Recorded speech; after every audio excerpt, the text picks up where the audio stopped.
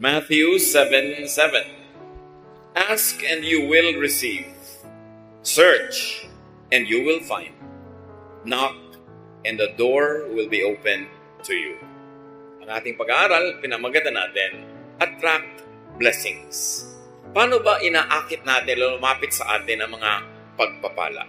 Ama namin, salamat po dahil kayo ay Diyos na gustong mag-bless, magpala sa inyong mga anak.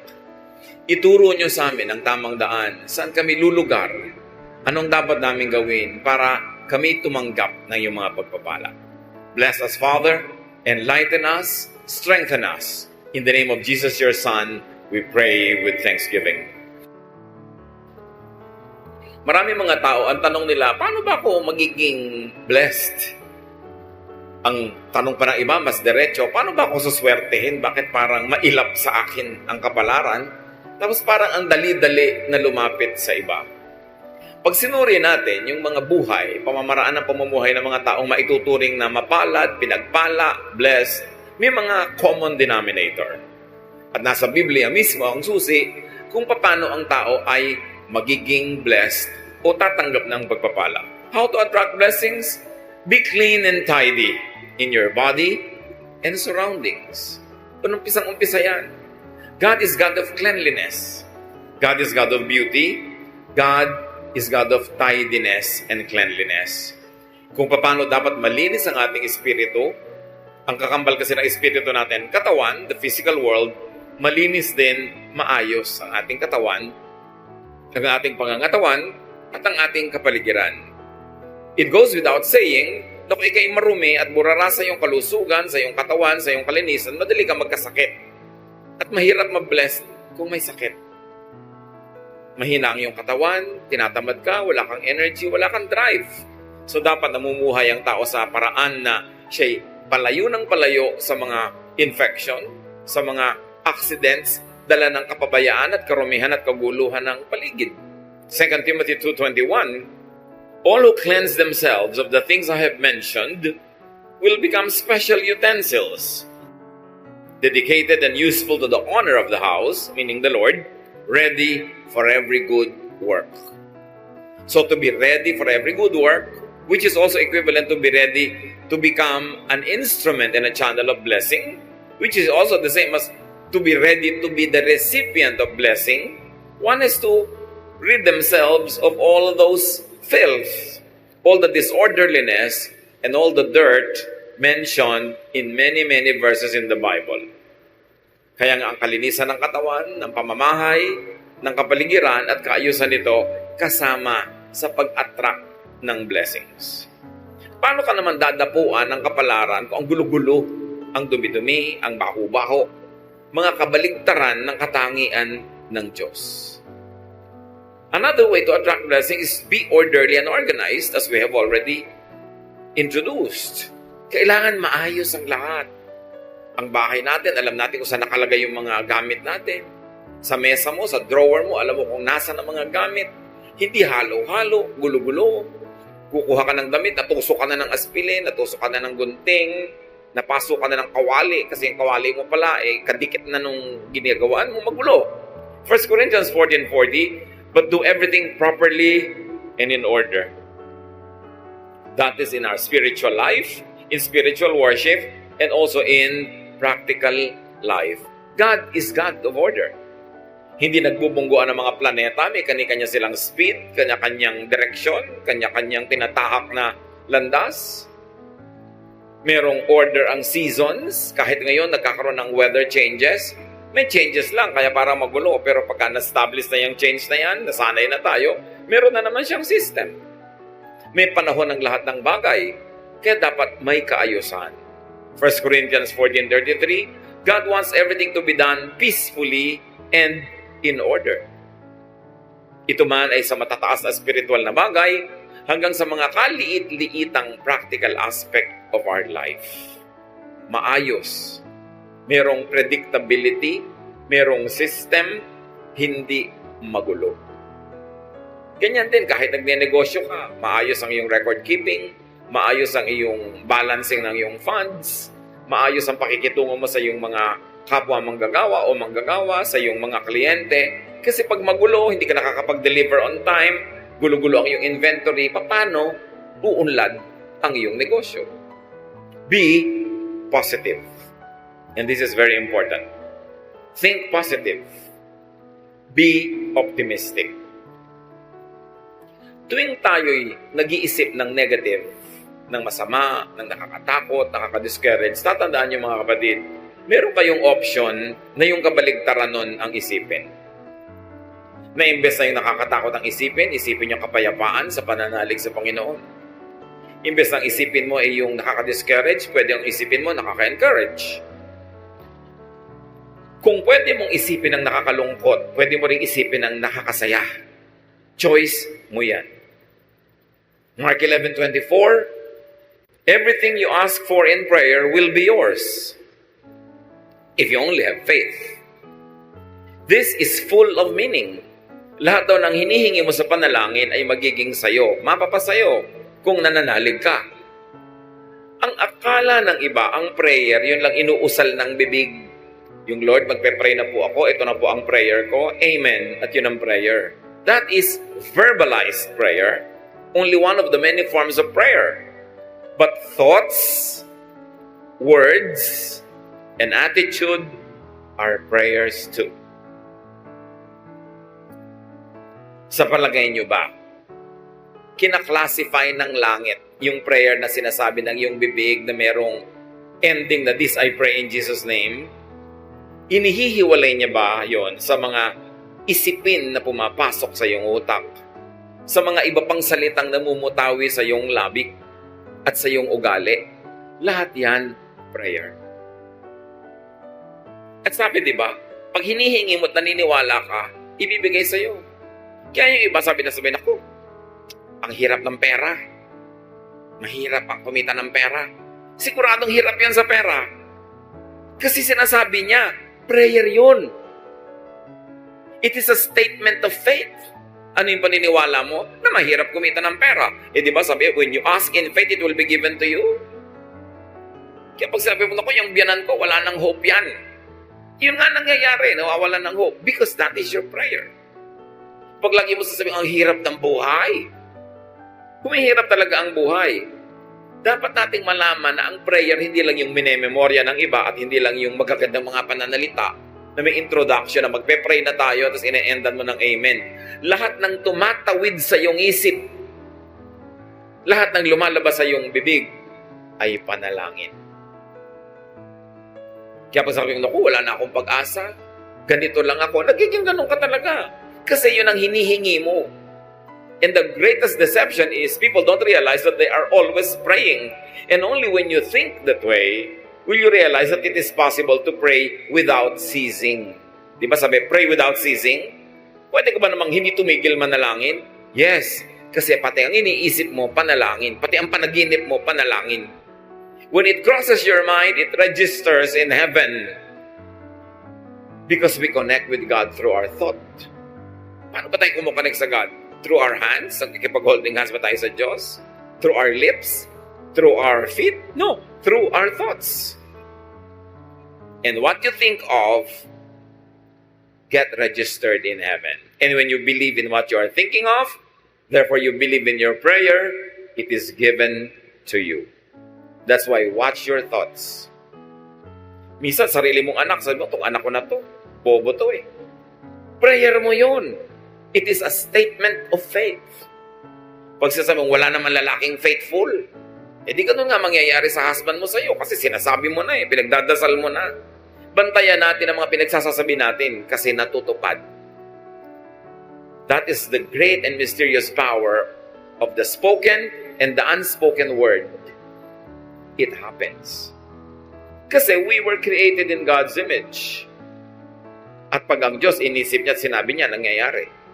Pag sinabi niyang, let there be light, nagkakalight.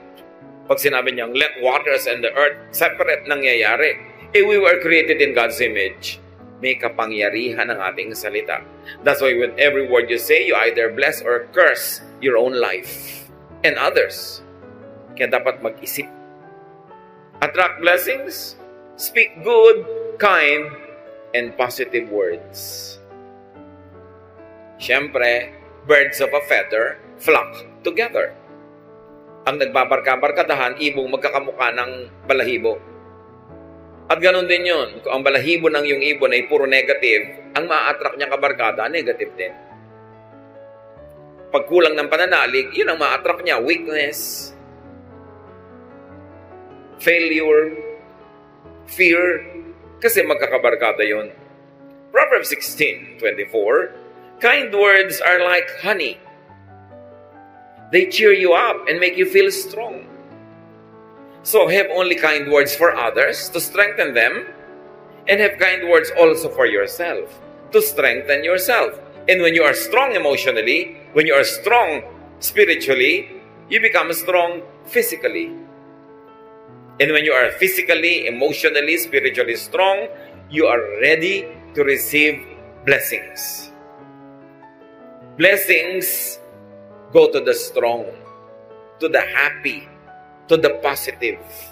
Because magkamukha sila, magkabarkada sila. Prepare yourself to be blessed.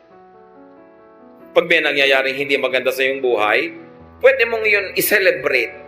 Palakihin mo siya. Hindi maganda ang buhay ko, kawawa naman ako, api ako, wala akong talent, mahirap ako. Sige, paulit-ulitin mo at di kanyan iiwan.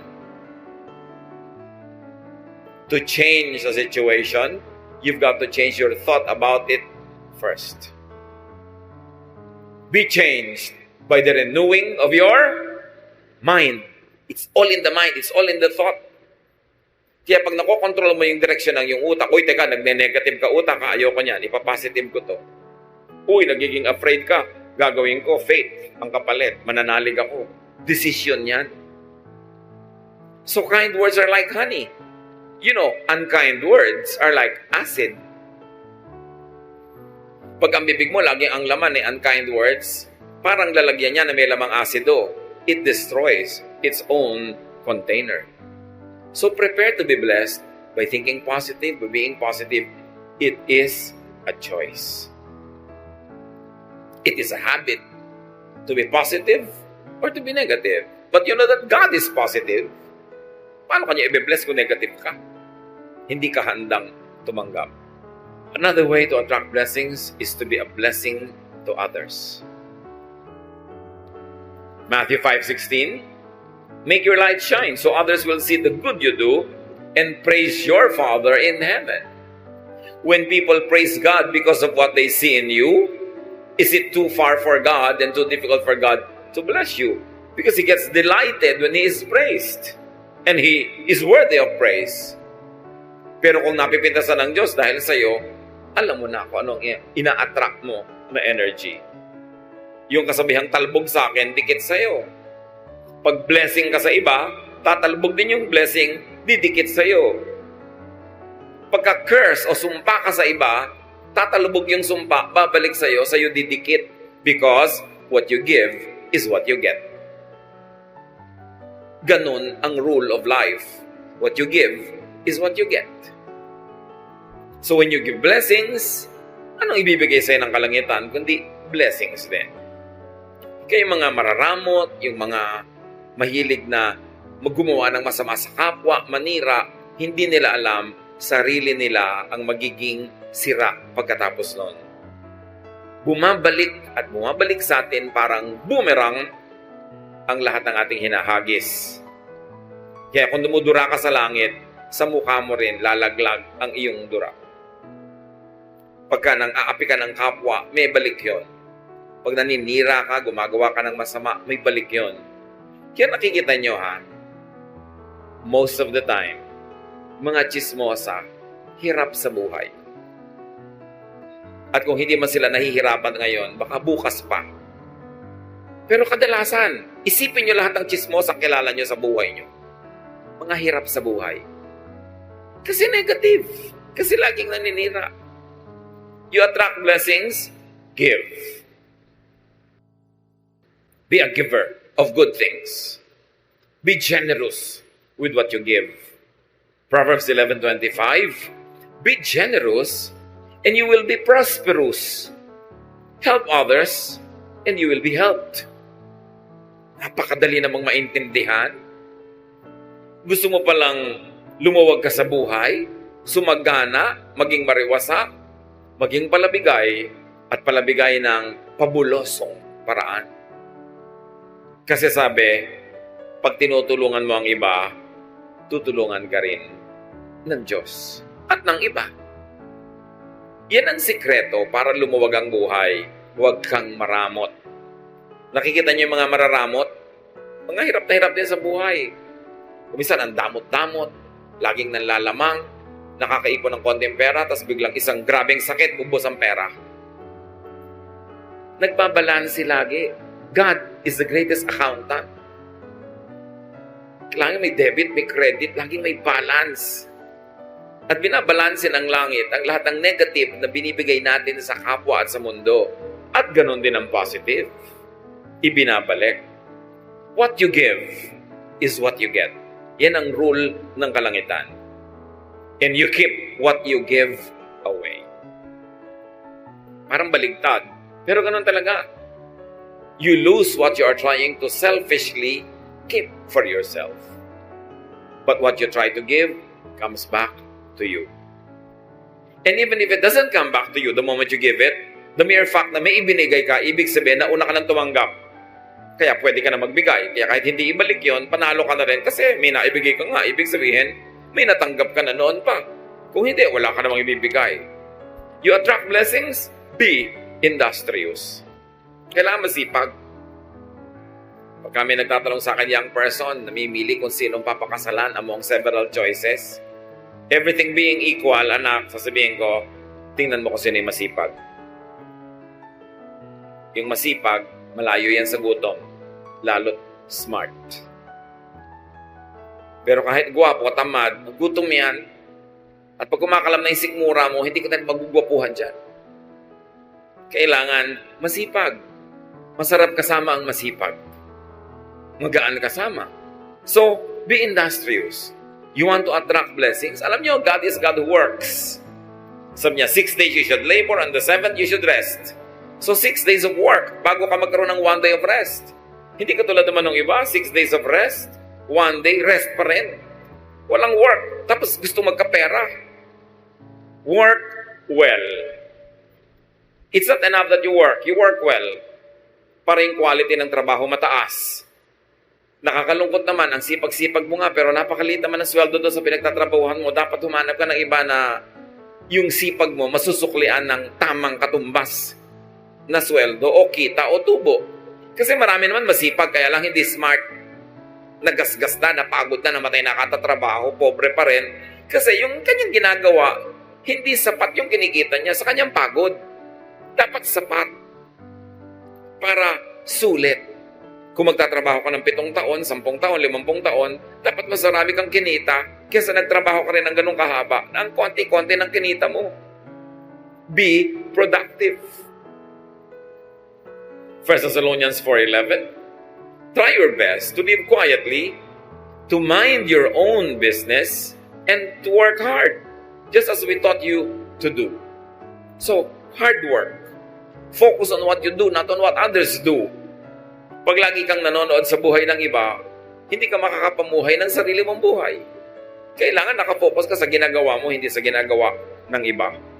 Then you can go deep, and you can go high, and you can go wide, and you will achieve more. 2 Thessalonians 3:10, we also gave you this rule.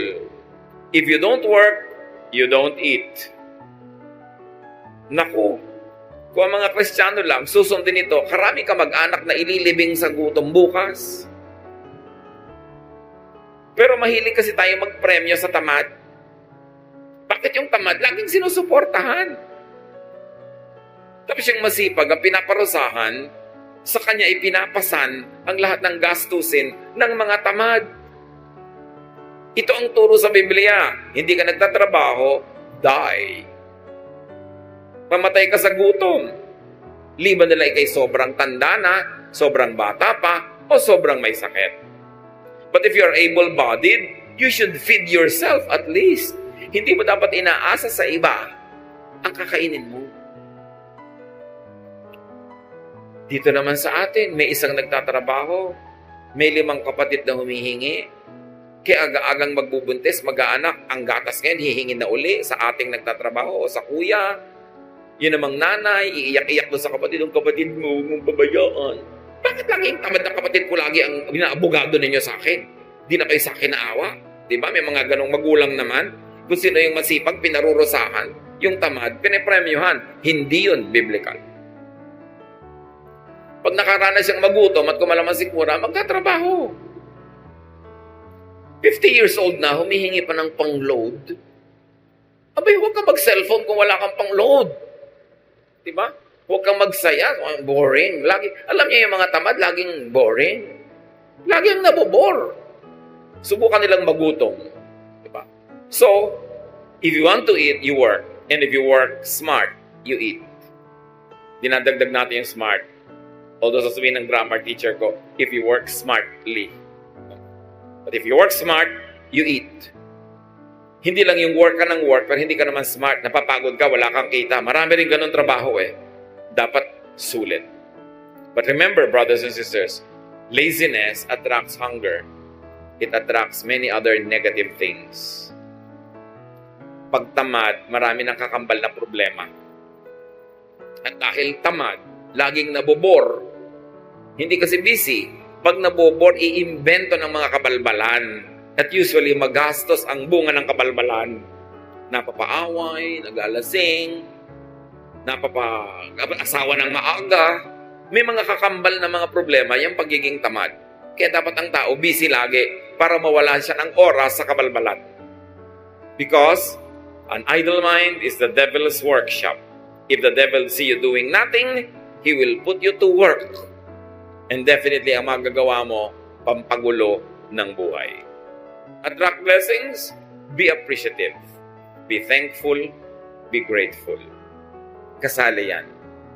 Because thankfulness, gratitude, appreciation is the path of blessings. Kung baga ang ilog, merong dinadaanan niya na landas. May ruta yan, di ba? Ang gano'n din ang blessing, may ruta yan. Ang dadaanan niyan, yung ang mga pangpang ay thankful, orderly, beautiful, grateful, positive, productive. Doon dadaan ng ilog yung agos ng pagpapala. Pag ikaw hindi ka appreciative, hindi ka mapagpapala. Yung binigyan ka, tapos nagrereklamo ka, ba't ito lang? Sa susunod, di ka na mabibigyan. Pinautang ka, dapat ang appreciation mo is magbayad ka na maaga, mabilis, at kung pwede, dagdagan mo pa ng kung ano mang interest in cash or in kind para mamaya, uutang ka na naman, nagmamadaling pautangin ka, pero kung hindi ka nagbabayad, hindi ka na makakautang uli, mawawala na ang kanang credit, liliit ang mundo mo, natatanggal lang yung blessing. Ang mga nagbibigay, nagreregalo, nagpaparaya, siyempre, inaasahan din naman nun, magpapasalamat ka. At pagka hindi ka nagpasalamat, kahit hindi nila sabihin, dinaramdam din nila. At sa susunod, tatamarin na sila na tumulong sa'yo. Dapat appreciative. Nagpapasalamat lagi. Merong isang asawa, niregaluhan ng husband ng isang blouse. Pagbukas ng bag ng regalo, ang sabi agad, ay, hindi naman ganyan ang color na gusto ko. Sabi ng husband, lamunin mo para mawala yung kulay na ayaw mo. Dahil binigyan na nga, nagre-reklamo pa.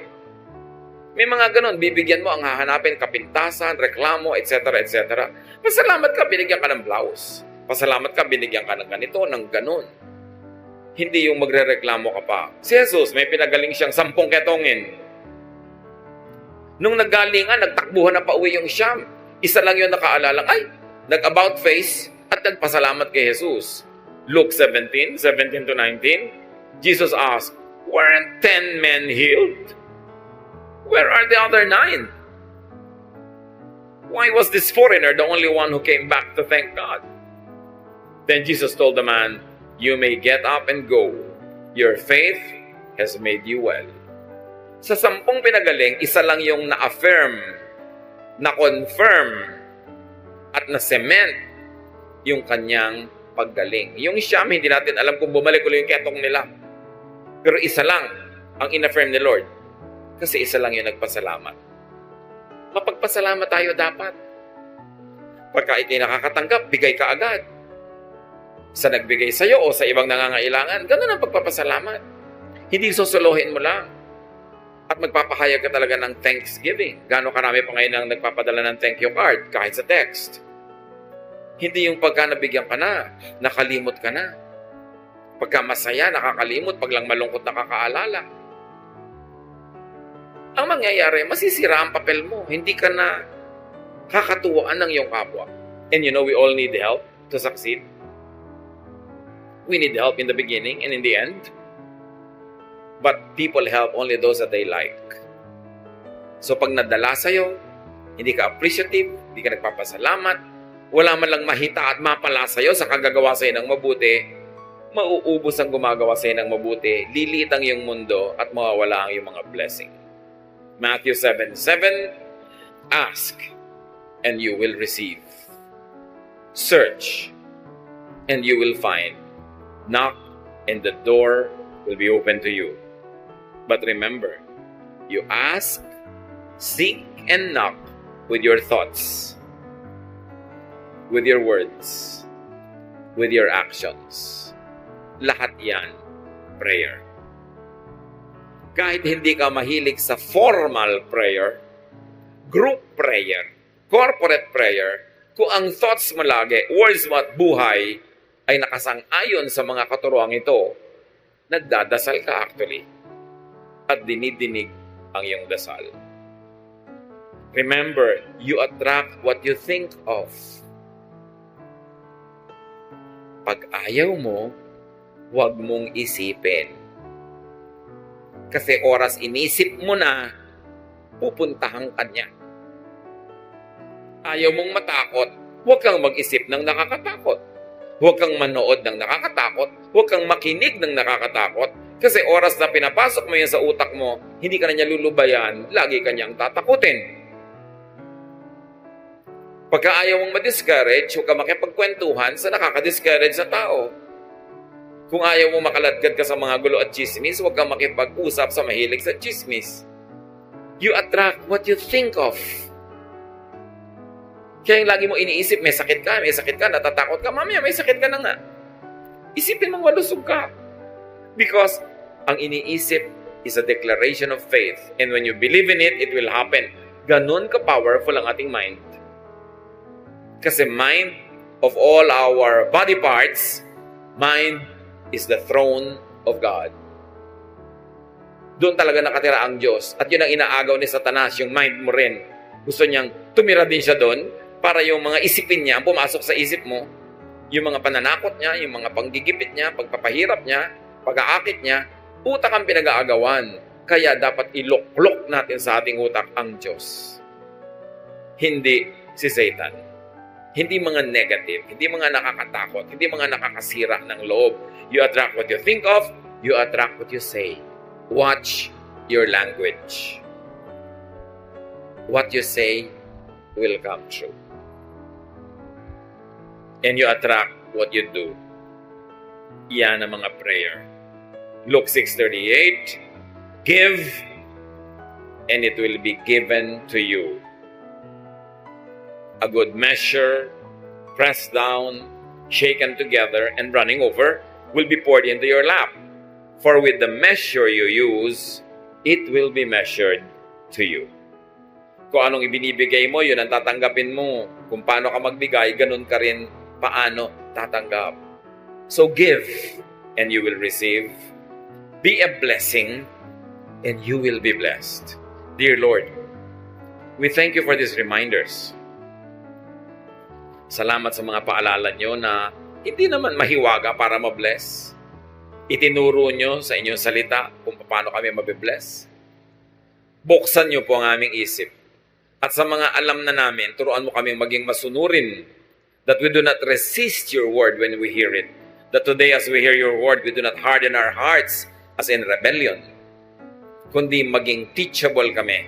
And we should be willing to change our ways, to change from negative to positive, from ungrateful to grateful, from unloving to loving, from unhappy to happy.